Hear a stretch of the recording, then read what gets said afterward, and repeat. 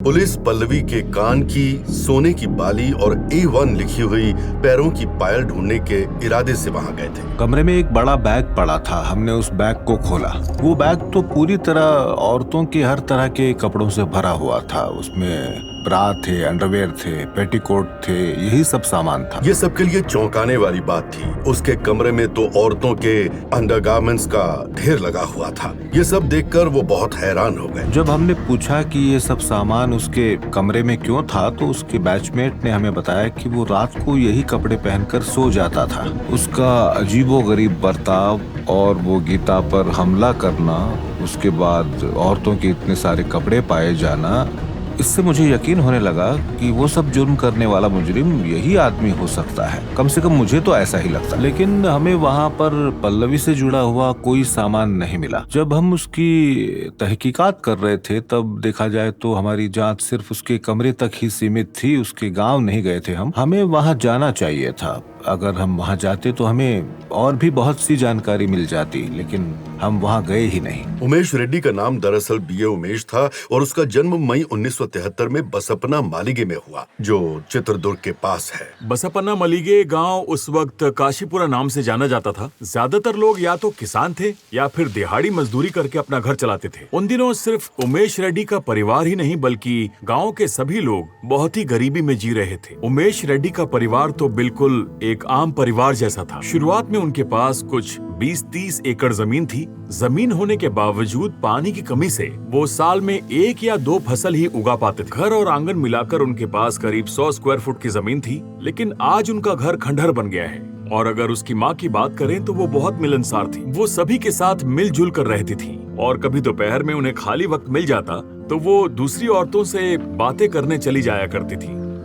उनका सबके प्रति स्नेह था। वहीं उमेश रेड्डी का बाप बहुत गुस्से में रहता था, हमेशा गाली गलौज किया करता था।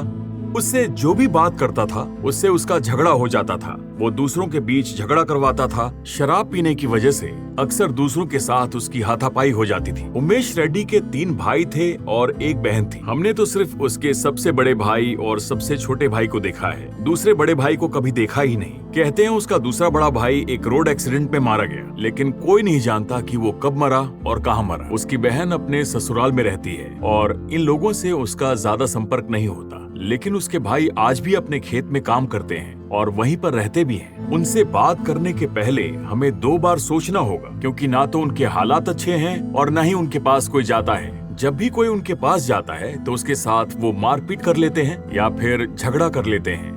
इन्हीं वजहों से लोग उनसे दूर रहना बेहतर समझते हैं। उनके बारे में बात करना मुसीबत मोल लेना है। हमारे गाँव में उसके ज्यादा दोस्त नहीं थे। वो किसी से ज्यादा मिलता जुलता नहीं था। उमेश रेड्डी और मेरे बड़े भाई साथ में पढ़ते थे।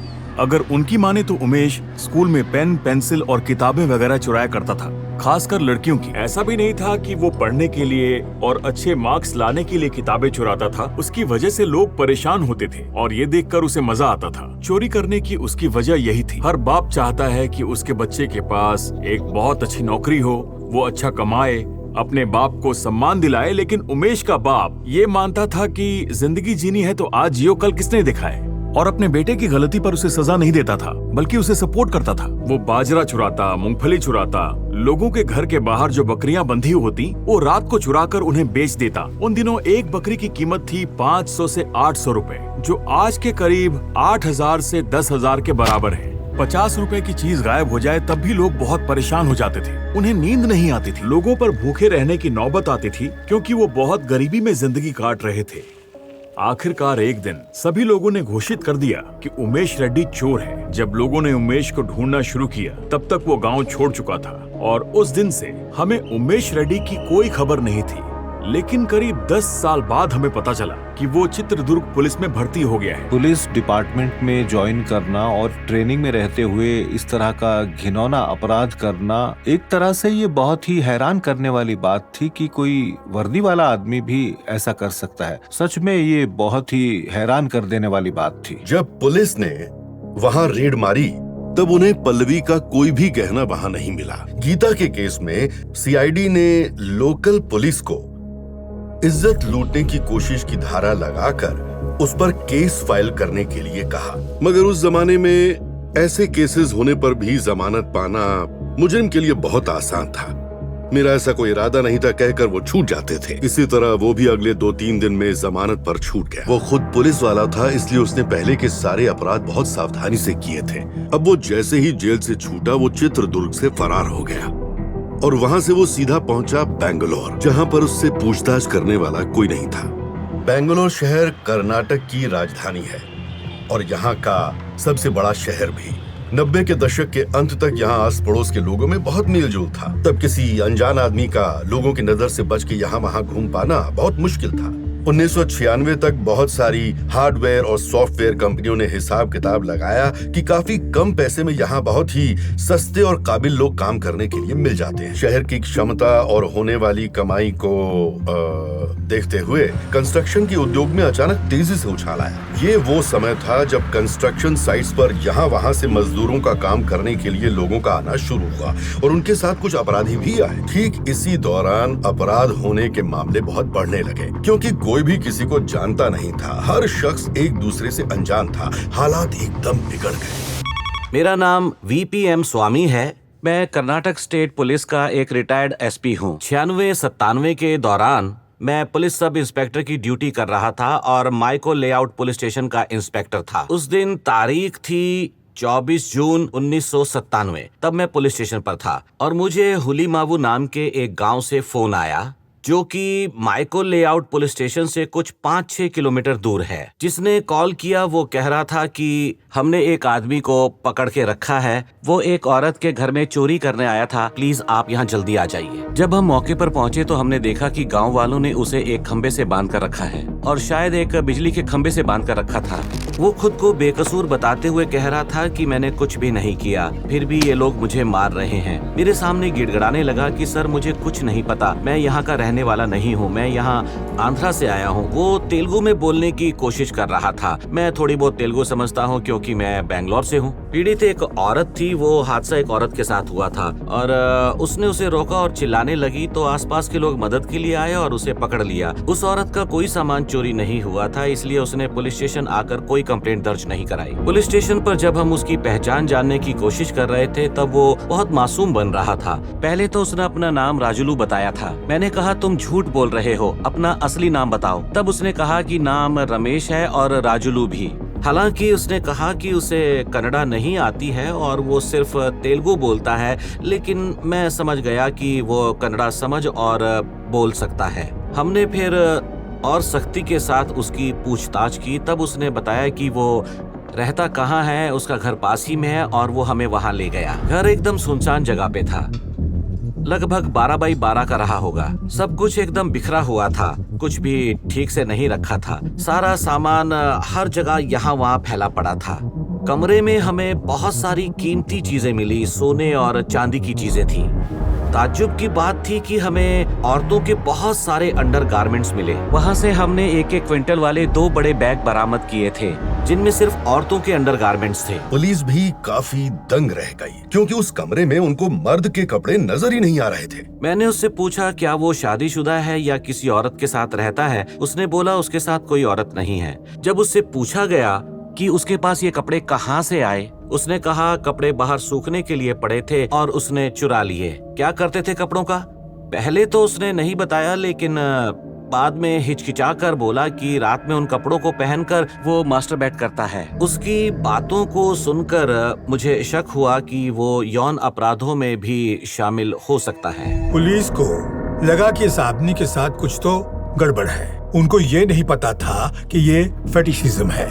फेटिशिज्म में इंसान को निर्जीव चीजों को देखकर भी उत्तेजना होती है उनमें। अब इस केस में वो चीज लेडीज अंडरगारमेंट्स है। हमारा पहला मकसद था उन सभी घटनाओं का पता लगाना जिनमें वो शामिल था। काफी पूछताछ के बाद उसने कुछ और जुर्म को भूले, जिसमें एक केस था वीना का। वीना ने सिर्फ एक बात बताई थी, उमेश रेड्डी लूटपाट करने के बाद गया नहीं जैसा कि वो आमतौर पर करता था, बल्कि उसने वीना के बदन से सारे कपड़े उतार दिए और घर का दूसरा कुछ सामान भी चुरा लिया। वीना का नाम बदनाम ना हो इसलिए पुलिस ने जो केस दर्ज किया वो वीना की गैर मौजूदगी में उसके घर में घुसकर चोरी करने का। बेइज्जती ना हो इसलिए उसने हमसे इस बात को रिकॉर्ड ना करने की रिक्वेस्ट की। इस आधार पर हमने धारा 380 के तहत घर में चोरी का केस दर्ज किया। वीना ने अपनी शिकायत में ये बताया था कि कुछ चांदी का सामान चोरी हुआ है। हमें उसके घर से चांदी का सामान मिला तो हमें लगा इनका संबंध वीना के केस से हो सकता है। वीना की गहनों की पहचान के बाद उन्होंने उससे बाकी सामानों के बारे में पूछा। तब जाके उसने बताया कि उसने वो सामान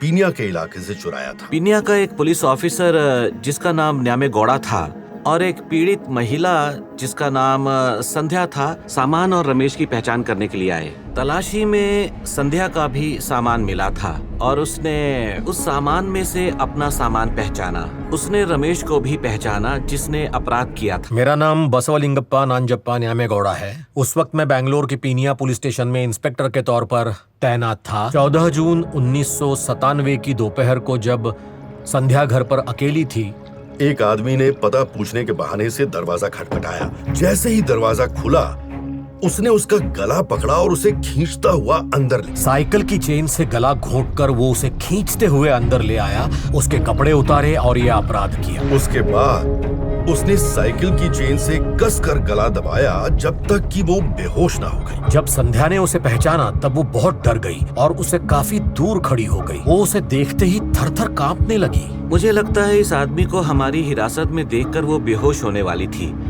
और मेरा ख्याल है कि उसने सभी पीड़ितों के साथ यौन अपराध किया है। यौन हिंसा का सदमा पीड़ित में बहुत ज्यादा डर पैदा करता है। चोरी होना, बांधा जाना या चाकू दिखाया जाना यौन हिंसा जितना बुरा नहीं था। मैंने उसको अपने सहकर्मी के हवाले किया और उससे कहा कि उसे हथकड़ी लगाकर और चेन से बांधकर उन जगहों पर ले जाया जाए जहां उसने बाकी जुर्म करने की बात कबूल की थी। माइको लेआउट पार करने के बाद बनरघट्टा रोड शुरू होती है। आजकल तो नहीं, लेकिन तब वहाँ बहुत ही कम घर हुआ करते। पूरा रास्ता वो पुलिस वालों से बातचीत करते हुए आ रहा था। फिर अचानक वो कहने लगा कि उसकी तबीयत बहुत ज्यादा खराब है। जाते वक्त बीच रास्ते में उसने पेशाब करने की इजाजत मांगी। वो यूकेलिप्टस के पेड़ के पास उसे पेशाब करवाने के लिए रुके। पकड़ने वाली चेन उसके हाथ पर लपेटकर उसे जाने दिया गया। थोड़ी देर पहले उसने कहा था कि उसकी तबीयत बहुत खराब है, लेकिन वो चेन के साथ ही भाग गया। पुलिस वाले दंग रह गए, उन्हें संभलने का मौका ही नहीं मिला। उन्होंने उसको पकड़ने की कोशिश की लेकिन वो नहीं मिला। तुरंत ही हमने खोज शुरू कर दी। स्टेशन और लोकल स्टाफ के साथ यूकेलिप्टस के पेड़ों और आसपास के इलाकों में उसे खोजना शुरू किया, लेकिन वो हमें कहीं भी नहीं मिला। इसलिए हम उसे वापस पकड़ने में नाकाम रहे। उसका हमारी हिरासत से भाग जाना और फिर पकड़ा ना जाना हमारे लिए बड़ी नाकामी थी। रमेश उर्फ राजुलू के हमारी हिरासत से भागने के करीब 3-4 या फिर 1 हफ्ते बाद हमें चित्रदुर्ग पुलिस की तरफ से बंटवाया हुआ एक पैम्फलेट मिला जिस पे उसकी तस्वीर थी और हमें ये भी पता चला कि उसका असली नाम उमेश रेड्डी है। और तब हमें पता चला कि उमेश रेड्डी पर बलात्कार और हत्या के केस हैं जिनका ताल्लुक चित्रदुर्ग टाउन पुलिस स्टेशन से है। तब मुझे उसकी हैवानियत का पता चला जिससे मैं अब तक अनजान था। मैं हैरान रह गया। जब तक उन्हें पता चला कि राजुलू और उमेश रेड्डी दोनों एक ही आदमी हैं, तब तक चित्रदुर्ग से उसे जमानत पर छूटे 6 महीने हो चुके थे। इन 6 महीनों के दौरान दिव्या, गीता और पल्लवी, इन तीनों के केस की जांच भी चल रही थी। गीता ने गणतंत्र दिवस वाले दिन जब बताया कि उसके साथ क्या हुआ है तो कांस्टेबल वो खबर लेकर मेरे पास आया कि सर ऐसा ऐसा हुआ है, हो सकता है कि ये वही आदमी हो। तो हमने भी ज्यादा दिलचस्पी लेनी शुरू की। पल्लवी, गीता और दिव्या, इन तीनों के साथ ये हादसे 2 महीने के अंदर ही हुए थे। इन औरतों पे हमले का तरीका बिल्कुल एक जैसा था, एकदम सेम। अगर आप मुझसे पूछे तो वो पीछे से आता था, आते ही वो औरत का मुंह बंद कर देता था। वो मुंह बंद करके उन्हें मारता था और साथ ही साथ धमकाता भी था। ये तीनों ही घटनाएं बिल्कुल एक जैसी थी। मुझे लगा ये तीनों अपराध एक ही आदमी ने किए। उमेश का घर बिल्कुल पास में ही था, काफी नजदीक था। यही कोई 2-3 किलोमीटर की दूरी रही होगी बस। हमने उसके आने जाने का पता लगाया कि उसके रिश्तेदार और खेत कहाँ हैं और वो किन किन लोगों से कहाँ मिलता जुलता है। जब हमने ये सब छानबीन की तो हमें पता चला कि उस घटना के दौरान उसे वहाँ देखा गया। फरार होने के बाद वो अपने गांव के आसपास घूमता था, रात में घर जाता था और अपनी माँ के हाथ का खाना खाता था और फिर घर के बाहर बरामदे में ही आराम से सो जाता था। बेंगलोर से फरार होने के बाद उसे ऐसा लगा होगा कि चूंकि वो बसपना मालिगे में बहुत ही कम रहा करता था, इसलिए उसे वहाँ पर कोई भी नहीं ढूंढेगा। 7 जुलाई 1997 को जब मैं नाइट ड्यूटी पर था, मैंने पेट्रोलिंग ऑफिसर से बोला था कि बसपन्ना मालिगे जाना और अगर वो मिल जाए तो उसे उठा लेना। उसके घर के बाहर एक बरामदा था और उस रात पेट्रोलिंग वाले उसे वहां ढूंढने गए। वो उनको वहां सोता मिल गया तो मैंने उनसे कहा उसे जगाओ और गिरफ्तार कर लो। गिरफ्तार करके मेरे पास लाओ। हमने उससे दिव्या के केस के बारे में पूछा। हमने उससे ये भी पूछा कि इतने दिनों तक वो कहाँ रहा और पुलिस से क्यों भाग रहे थे, और ये कि भागने के बाद तुम कहाँ थे, तुमने और क्या क्या किया है। हमें खबर मिली है कि तुम उस दिन हादसे वाली जगह पर थे। तो हमारे यही सब सवाल थे, लेकिन उसने कुछ भी कबूला नहीं। उमेश रेड्डी के बारे में लोगों का कहना है कि वो आसानी से बात नहीं करता। यकीन मानिए बिल्कुल भी नहीं, लेकिन पुलिस बुलवाना अच्छी तरह जानती है। पुलिस का किया हुआ टॉर्चर कभी खाली नहीं जाता। पुलिस वालों के अपने तरीके होते हैं। एक बार भी मारे बिना बहुत सारे अपराधी सिर्फ एरोप्लेन टेक्निक का नाम सुनकर ही काम जाते हैं। उन्हें मार पीट कर फिजूल में मुश्किल क्यों बढ़ाना। जब उनसे सिर्फ बात करनी होती है तब पुलिस वाले इस तरह के तरीके आजमाया करते हैं। आखिर में हमारे सवालों में फंसकर आखिर उसने ये कबूल लिया कि ये सब उसने ही किया था। नवंबर 1996 में मैं अपने गांव जाने के लिए एक बस स्टॉप पर इंतजार कर रहा था जब मैंने एक औरत को बस से उतरते हुए देखा। मैंने उसका पीछा किया। मैंने उसे पीछे से दबोचा और कहा कि मैं तुम्हें पसंद करता हूँ, एक बार तुम्हारे साथ सोना चाहता हूँ। उसने मुझे मारा, इसलिए मैंने भी वापस मारा। मैंने उसके कपड़े फाड़ दिए और बलात्कार करने की कोशिश की। उसने बहुत जोर लगाया, इसलिए मैंने उसके गहने झपट लिए और झाड़ियों में कूदकर भाग गया। 1996 में दिसंबर के पहले हफ्ते में मैंने तुरुवानू रोड पे एक लड़की पर हमला किया। मैंने उससे कहा, बड़ी चालाक बनती है, मुझसे भागेगी तू। जब वो चिल्लाई तब एक बूढ़ा आदमी पत्थर लेकर आया। लड़की को वहीं छोड़कर मैं भाग गया। 2 दिन बाद और लड़कियों को ढूंढता हुआ मैं फिर से तुरुवानू रोड पे गया। वहाँ मैंने एक लड़की को बास्केट लेकर अपनी तरफ आते हुए देखा। मैंने उसको दबोचा, घसीटता हुआ झाड़ियों में ले गया, धक्का दिया और जब वो चिल्लाई तो अपने बाएं हाथ से उसका गला दबा दिया, कपड़े उतारे और बलात्कार किया। उसके गहने उतारने के बाद उसे घर में ले गया जो अभी बन ही रहा था और वहीं लिटा दिया। जब मैंने देखा कि उसकी सांस नहीं चल रही थी, मैं समझ गया कि वो मर चुकी है। और फिर अगली रात जब मैं उस घर में वापस गया तो देखा लाश अभी वहीं थी। तो मैंने उसकी लाश को उठाया और वापस वहीं पर रख दिया जहां पर मैंने उसका बलात्कार किया था। पुलिस सिर्फ उसके गुनाह कबूल कर लेने से केस दर्ज नहीं कर सकती। सबूत के तौर पर उन्हें पहले चोरी का सामान बरामद करना होगा। उन्होंने उससे दोनों लड़कियों से चुराए हुए गहनों के बारे में पूछा। उसने उन्हें कहाँ रखा था या फिर कहाँ बेचा था। उमेश ने बताया कि उसने गहने अपने घर के पास जमीन में गाड़े हैं। वहाँ एक मिट्टी का चूल्हा था घर के पीछे। चूल्हे को साइड हटाकर उसने वहाँ एक लकड़ी से खोदना शुरू किया। जमीन के 1.5 फीट अंदर से एक प्लास्टिक का बैग बरामद हुआ जिसमें सारे गहने थे जो वहाँ पर बड़ी होशियारी से छुपाए गए थे। हमने जब बैग खोलकर देखा तो पाया कि उसमें एक घड़ी, गले का हार, कान की बालियां और 2 पायल भी मिली जिस पर A1 लिखा हुआ था। पल्लवी की एक छोटी बहन थी और उनके माँ बाप ने दोनों के लिए एक ही डिजाइन की, एक ही साइज की पायल बनवाई थी।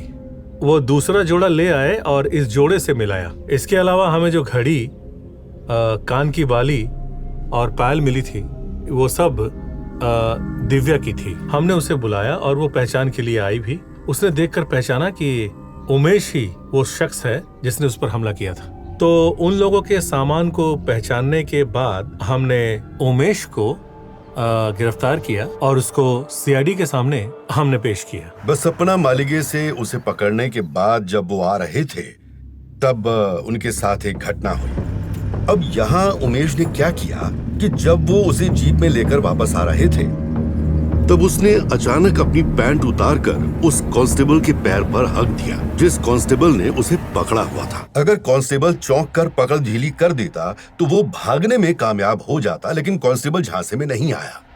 उस कांस्टेबल ने अपनी पकड़ ढीली नहीं की। यही कारण है कि उसका प्लान फेल हो गया। ये वो समय था जब उन लोगों को एहसास हुआ कि ये आदमी अपनी सारी लाज शर्म खो चुका है। लोकल पुलिस की बहादुरी से पल्लवी के हत्या और बलात्कार के केस में उमेश रेड्डी के कबूलनामे के बाद उसे गिरफ्तार किया गया। दुख की बात तो यह है कि पल्लवी की हत्या और बलात्कार की घटना के बाद चित्रदुर्ग में जो लॉकडाउन लगा था वहाँ प्रदर्शनकारियों के खिलाफ मोर्चा संभालने वाली पुलिस में उमेश रेड्डी भी था। जिन्हें हम अपने रक्षक समझते हैं वो भक्षक बन जाए तब हम किस पे भरोसा करें, हम कहाँ जाएं? जैसे कि खेत की सुरक्षा के लिए बाड़ लगाते हैं, लेकिन बाड़ ही खेत खाने लगे तो। वो हमारे ही शहर की लड़की थी, सबके लिए बेटी जैसी थी। वो एक सामान्य कुटुंब की बहुत ही सीधी सादी छात्रा थी, एक 17 साल की नाबालिग लड़की। उस लड़की के हक में प्रदर्शन करते हुए हम सभी ने स्थानीय वकीलों से निवेदन किया कि कोई भी वकील उमेश रेड्डी के बचाव में केस बिल्कुल ना लड़े। हमारे इस समाज में हर इंसान को अपने अधिकारों की हिफाजत का मौका मिलना चाहिए, फिर वो चाहे कोई भी हो। उसे सुरक्षा मिलनी ही चाहिए। उसे अपने न्याय का और अपने बचाव का एक मौका जरूर मिलना चाहिए। फिर एक दिन कोर्ट में उमेश रेड्डी मुझसे आकर के मिला। उसने मुझसे निवेदन किया कि मैं उसका केस लड़ूं। उसके निवेदन करने पे मैंने उसका केस लड़ने की याचिका दायर की। मैंने उमेश रेड्डी की बात को मान लिया और केस फाइल कर दिया। उसके केस की जानकारी ली और उसे पढ़ा। मेरी जानकारी के मुताबिक आरोपी का पुलिस को दिया हुआ कोई भी बयान कोर्ट में सबूत के तौर पर माना नहीं जा सकता है। हो सकता है पुलिस ने अपने पक्ष को मजबूत करने के लिए कुछ भी लिख दिया हो। ऐसा भी हो सकता है कि उनको असली गुनहगार ना मिला हो। सिर्फ केस को जल्दी बंद कर देने के इरादे से उन्होंने उमेश रेड्डी को किसी गलत नियत से फंसा दिया हो। उन्होंने उसको हर केस में फंसा दिया है क्योंकि वो एक मासूम और सीधा साधा आदमी है, लेकिन सच्चाई कुछ और ही थी। और जहाँ तक मीडिया की बात है, उन्होंने भी कुछ गलत जानकारी को आधार बनाकर उसे दूसरे कई मामलों में फंसा दिया है। उमेश रेड्डी ने कोई भी हत्या नहीं की या बलात्कार नहीं किया है और ना ही उसने किसी के कोई गहने भी चुराए। 1 साल पहले जब पल्लवी के केस में FIR दर्ज की गई थी, तब से अब तक कई बार इन्वेस्टिगेशन ऑफिसर बदले गए। पहले अजप्पा थे, उसके बाद हेलगेरी आए और जब CID आई उस समय राजप्पा थे। लेकिन उमेश रेड्डी के खिलाफ कोई भी सबूत न मिलने की वजह से उन्होंने भी आगे की जांच और कार्रवाई छोड़ दी। जब ये सब कुछ हो गया तो उसके बाद पांडुरंगा राव और दुर्गाया नाम के 2 ऑफिसर्स आए। उन्होंने केस को वापस नए तरीके से खोला, लेकिन उन्हें भी जब कोई नया सुराग नहीं मिला तब उन्होंने उस बेनाम चिट्ठी की तरफ अपना रुख किया जो उन्हें मिली थी। लगता है उन्होंने पहले ही तय कर लिया था कि अपराधी कौन हो सकता है। ये सब उन्होंने तय कर लिया था। अगर CID की माने तो उमेश रेड्डी ने उनकी हिरासत में एक अलग तरह का बयान दिया था। उस बयान में उसने बिल्कुल पहली बार ऐसा बताया कि पल्लवी के बलात्कार और हत्या में उसके कुछ और दोस्त भी शामिल थे। मैं अकेला नहीं था, मेरे 5 और दोस्त भी थे। उसके इस बयान ने इस कहानी को एक नया मोड़ दे दिया। दिसंबर की 6 तारीख को जब मैं चित्रदुर्ग स्पोर्ट्स मीट से आ रहा था, मैंने तुरुवानूर रोड पर एक गाड़ी देखी। उसमें मेरे दोस्त थे, अनिल जो एक इंजीनियर का बेटा है, सुधीर जो डॉक्टर का भांजा है और साथ में अनिल के और दोस्त थे, वेंकी, राकेश, अविनाश और मनोज। राकेश ने मुझे ज़बरदस्ती कार के अंदर बिठा लिया और हम चल पड़े। उस वक्त शाम के करीब 7 बज रहे थे और बहुत अंधेरा था।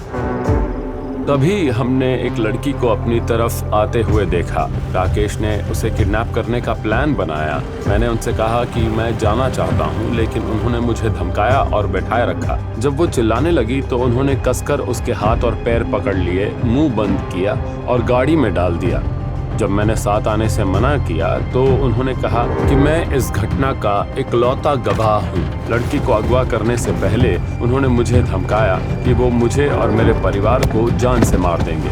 मैं डरा हुआ था और फिसलकर सड़क पर गिर गया और मेरी बाईं आंख के पास चोट लग गई। और फिर मैं करीब 7:45 पर स्पोर्ट्स मीट में वापस पहुंचा और तब मेरे दोस्तों ने मेरी चोट को देखा और पूछा कि क्या हुआ था। उसकी आंख के ऊपर चोट लगी थी। हमने उससे पूछा क्या हो गया उमेश रेड्डी, लेकिन मैंने नहीं बताया कि उस दिन क्या हुआ था। बस यही कहा कि टेबल हटाते वक्त फिसल गया और मुझे चोट लग गई। जब आरोप दर्ज किया गया उसके पहले दुर्गैया ने आकर मुझे बताया कि उमेश के नए बयान के आधार पर अब सीआईडी कुल मिलाकर 6 लोगों पर आरोप दर्ज करने वाली है। यहाँ सबसे बड़ी बात ये थी कि उन पर उमेश रेड्डी के साथी होने का आरोप लगाते हुए सीआईडी ने एक एक करके गिरफ्तारियां शुरू कर दी। तो अब पल्लवी की हत्या और बलात्कार सामूहिक बलात्कार था या फिर उमेश रेड्डी ने ये सब अकेले किया था? इस तरह के बहुत सारे सवाल थे जो लोगों के मन में थे। मुझे पूरा यकीन है कि वो ऐसा आदमी नहीं है जो किसी दोस्त के साथ मिलकर अपराध करेगा। उनकी उम्र आपस में नहीं मिलती, वो आस पड़ोस में भी रहने वाले नहीं है। एक पुलिस कांस्टेबल था जबकि बाकी सब कॉलेज में पढ़ने वाले स्टूडेंट्स थे। उमेश और बाकी आरोपियों के बीच में कोई भी संबंध नहीं हो सकता था। ज्यादातर ऐसे खूंखार सनकियों को जल्दी कोई साथी नहीं मिलता। उस वक्त जब हमने लड़की को करीब से देखा, वो ऐसी हालत में थी कि कोई भी उसको देख नहीं पा रहा था। जब आप हमले की बात करते हैं तो ये 1 या 2 आदमी के बस की बात नहीं थी, क्योंकि इतनी हैवानियत भरी हरकत सिर्फ 1 या 2 लोग नहीं कर सकते। अंत में हमारा ये मानना है कि ये अपराध कुछ लोगों ने जरूर साथ में मिलकर किया होगा। एक बात मैं साफ कर देना चाहता हूँ, क्या ये कहना मुमकिन है कि एक डॉक्टर एक पीड़ित की जांच करके ये बता दे कि बलात्कार किसी एक आदमी ने किया है या एक के बाद बहुत से लोगों ने किया है? मुझे नहीं लगता कि ये सिर्फ शारीरिक जांच से मुमकिन है। हाँ, हम ये कर सकते हैं कि गुप्तांग से नमूना लेकर फॉरेंसिक लैब में भेज सकते हैं। हमें अलग अलग डीएनए की जानकारी मिल सकती है, लेकिन उन दिनों उस जगह पर ये सुविधाएं ना के बराबर थी। उम्मीद बहुत कम लगती थी। लोगों का कहना है कि ऐसे जख्म सिर्फ एक आदमी नहीं दे सकता, लेकिन जब मैंने उमेश को देखा और उसे छुआ, मैं समझ गया कि वो अकेला कुछ भी कर सकता था। मैंने उसे पूछताछ के दौरान देखा है। उसका शरीर चट्टान जैसा सख्त था, उसका जिस्म लोहे जैसा है, वो कठोर जानवर जैसा है। तब मुझे एहसास हुआ कि इसे किसी की भी मदद की जरूरत नहीं है। इन सब बातों से साबित होता है कि ये सामूहिक बलात्कार नहीं था। जब एक ही केस में बहुत सारे लोगों पर शक हो, तब पुलिस आरोपियों में से किसी एक को गवाह बनाने की कोशिश करती है। ये उनका तरीका है। पुलिस में गवाही का एक तरीका ये भी है कि जो भी जुर्म कबूल कर लेता है और गवाह बन जाता है, तब उसकी सजा कम हो जाती है। इस केस में उन्होंने ऐसा ही किया और सुधीर को अलग ले गए। उन सब में से उसे सबसे कमजोर पाकर पुलिस ने उसकी गवाही के बदले में उसे सुरक्षा देने की बात जरूर कही हो। 6 दिसंबर 1996 तुरुवानू रोड पर हमें आटा लेकर एक लड़की आते हुए दिखाई दी। गाड़ी रोककर राकेश वेंकी और उमेश के साथ उस लड़की की तरफ जाने लगा। लड़की को दबोचकर उन्होंने गाड़ी की पिछली सीट पर डाल दिया। तभी वेंकी ने कहा कि लड़की तो मर गई और ये सुनकर सब शांत हो गए। इसके बाद उस जगह पर राकेश और अविनाश कहीं से एक बोरी लेकर आए। बाद में उन्होंने लाश को गाड़ी की डिक्की में डाल दिया। उन्होंने मुझे तुरुवानू रोड पर वापस छोड़ा और कहा कि वो लाश को ठिकाने लगा देंगे। गवाह ने कई सारे मौकों पर सच भी बोला होगा, लेकिन यहाँ पर बहुत सारी कड़ियां ढीली हैं। उमेश रेड्डी एक सनकी और बलात्कारी था। वो इससे पहले भी कुछ जुर्म की घटनाओं में शामिल था, तो वो उस लड़की के साथ कुछ भी करने का मौका क्यों गवाएगा? अगर उनके पास गाड़ी थी तो वो लाश को डिक्की में क्यों डालेंगे? गाड़ी कहीं और क्यों लगाएंगे? सुबह आकर लाश को ठिकाने क्यों लगाएंगे? वो कहीं दूर ठिकाने लगा सकते थे। तो सवाल है कि तब तक उनकी गाड़ी कहाँ थी? उन्होंने 6 और 7 के बीच वाली रात लाश को कहाँ रखा था? वो उसे वहीं ठिकाने लगा सकते थे। अगर उनके पास आने जाने का साधन था तो वो वहीं चित्रदुर्ग की पहाड़ी से लाश को किसी भी खाई में फेंक सकते थे। वो आसानी से 4 दिनों में गल जाती और कुत्तों और भेड़ियों के खाने के बाद हमें मिलती। मीडिया ने जानबूझकर अमीरों के बच्चों पर इल्जाम लगाया था। यह असंभव है, ये हो ही नहीं सकता। मैं इसे आज भी चैलेंज करूंगा, क्योंकि एक पुलिस ऑफिसर को किसी एक अनुमान से बंधे नहीं रहना चाहिए और ना ही एक कहानी से चिपककर लोगों को बेवकूफ बनाना चाहिए। तो इस जांच पड़ताल में ऐसे बहुत सारे पहलू थे जो कि कमजोर थे। लेकिन सीआईडी ने इसी के साथ आगे बढ़ने का फैसला किया। बड़े घर के बच्चों के घिनौने अपराध का खुलासा, पल्लवी के बलात्कार और हत्या मामले में 5 आरोपी न्यायिक हिरासत में, आखिर वो पकड़े गए। उमेश के पकड़े जाने के बाद भी और लोगों के अपराध में शामिल होने का शक था, और आखिर में जब उन्होंने और भी संदिग्धों को पकड़ा और जब उन्हें कोर्ट में ले जाया गया तो वहाँ हजारों की संख्या में लोग इकट्ठा हो गए। उस दिन लोगों का सिर्फ यही कहना था, न्यायालय को उन्हें सजा नहीं देनी चाहिए, उन्हें हमें सौंप दो, हम लोग उन्हें सजा देंगे ताकि कोई भी लड़की की ऐसी दुर्गति ना हो। वो ऐसे चिल्ला रहे थे कि उनकी आवाज दूर दूर तक गूंज रही थी। ये सोचकर कि चित्रदुर्ग जेल की कमजोर सुरक्षा व्यवस्था के चलते वहां आरोपियों को रखना खतरे से खाली नहीं होगा, तुरंत उन्हें बेलारी जेल भेजने का फैसला किया गया। उन्होंने फैसला किया कि जब जरूरत होगी तब उन्हें बुला लेंगे। बेलारी जेल एक बहुत ही कड़ी सुरक्षा वाली जगह है क्योंकि वहाँ खूंखार अपराधी बंद है। हिरासत में भेजने से पहले आरोपी का एक मेडिकल चेकअप होता है। 7 बजे के बाद जब भीड़ कम हो गई, आरोपियों को एक पुलिस वैन में अस्पताल से ले जाया जा रहा था। तभी अचानक एक बहुत ही चौंकाने वाली घटना हुई। एड़ी में फ्रैक्चर होने की वजह से उमेश रेड्डी के पांव पर एक प्लास्टर चढ़ा हुआ था। पूछने पर उसने बताया कि कैदी को पकड़ने वाली चेन पहनते वक्त उसके पैर में वो फ्रैक्चर हो गया। सभी कैदियों का ट्रांसफर दिन के वक्त ही होना चाहिए, लेकिन इस केस में जब तक 150 किलोमीटर का ट्रांसफर शुरू हुआ तब तक तो पहले ही शाम के 7 बज चुके थे। अंधेरा हो गया था। गाड़ी में सिर्फ 5 कांस्टेबल थे और उनमें से कुछ तो ट्रेनी थे। उनके निकलने तक बहुत देर हो चुकी थी। उनको ले जा रही गाड़ी भी बहुत पुरानी थी जो 30-40 की स्पीड से ज्यादा तेज नहीं चल सकती थी। तो जब तक वो लोग बेलारी जेल पहुंचे तब तक आधी रात हो चुकी थी। वहां पहुंचकर जब उन्होंने अधिकारियों को बताया कि वो कैदियों को लेकर आए हैं, तब उन्हें बताया जाता है कि सुपरिंटेंडेंट के जागने के बाद ही आगे की कार्रवाई शुरू हो सकती है, जो कि सिर्फ सुबह में ही हो सकती है। जब ये सारे लोग आपस में बातचीत कर रहे थे तब उमेश रेड्डी ने कहा कि उसे पेशाब करने जाना है।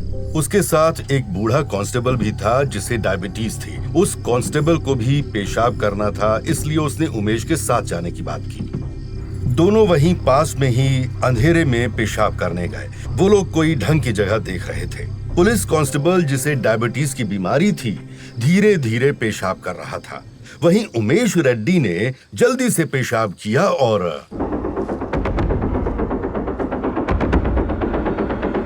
ऐसा कभी नहीं हुआ कि एक पांव पर प्लास्टर चढ़े होने के बाद भी कोई भागा हो, लेकिन वो दूसरी बार पुलिस की हिरासत से भागने में कामयाब हो गया। उमेश रेड्डी के जुलाई 1997 में भागने के बाद इस कहानी में एक लंबा वक्फा है। काफी महीनों तक फरार रहने के बाद फरवरी में वो वापस बेंगलोर आया। साल था 1998 और एक बार फिर वो पीनिया में ही वापस आया और वो थी उसके अंत की शुरुआत।